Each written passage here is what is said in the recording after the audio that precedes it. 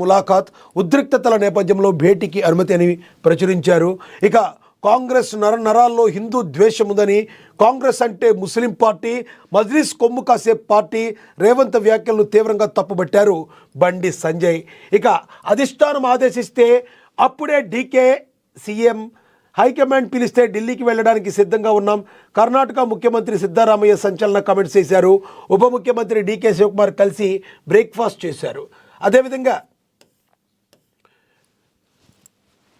డీసీసీలు 3 నెలల్లో పనితనం నిరూపించుకోవాలి, లేదంటే స్వయంగా తప్పుకోవాలి. మీనాక్షి నటరాజన్ మాస్ వార్నింగ్ అయితే ఇచ్చారు. గుజరాత్లో ఇదే జరిగింది, తెలంగాణలోనూ అదే జరుగుతుంది. 1 కోటి మందికి ఇందిరమ్మ చీరలు చేర్చే బాధ్యత డీసీసీలైతే ఎవరికి చేరలేదన్నా ఊరుకోనని చెప్పి మీనాక్షి నటరాజన్ అయితే గట్టి వార్నింగ్ ఇచ్చారని ప్రచురించారు. ముందుగా మనం చూసుకుంటే ఇక్కడ చూసుకుందాం. ఇమ్రాన్ ఖాన్ బతికే ఉన్నారని, రావుల్పిండి జైల్లో సోదరితో ములాఖాత్ అయ్యారని, ఉద్రిక్తతల నేపథ్యంలో భేటీకి అనుమతి ఇచ్చారని చెప్తుంది. మనకి తెలుసు, మరి పాకిస్తాన్ అంటాం కంటే దాన్ని పాకిస్తాన్ అంటాం కరెక్టో. ఎప్పుడు భారతదేశం మీద ఎప్పుడు కూడా విషాన్ని చిమ్మే ఈ పాకిస్తాన్, అది ఎలా చెప్పాలంటే వాళ్ళ మైండ్ ఎంత దారుణంగా ఉంటుందంటే ఎప్పుడు కూడా భారతదేశం మీద విషయం చెబుతుంది. అదేంటో తెలియదు. అప్పుడప్పుడు పాకిస్తాన్లోనే బాంబులు పేల్చుకుంటారు, అక్కడికక్కడే ఉగ్రవాదులు ఉంటారు. చాలా దారుణమైన పరిస్థితి ఉంటుంది.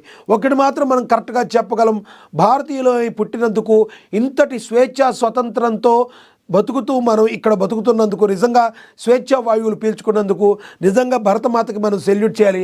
ఇలాంటి పాకిస్తాన్లో పుట్టి ఇలాంటి పరిస్థితులు ఉన్న సమయంలో, ఎందుకంటే వాళ్ళే ప్రధానమంత్రులుగా ఉంటారు, వాళ్ళని తీసుకెళ్ళి జైల్లో పెడతారు.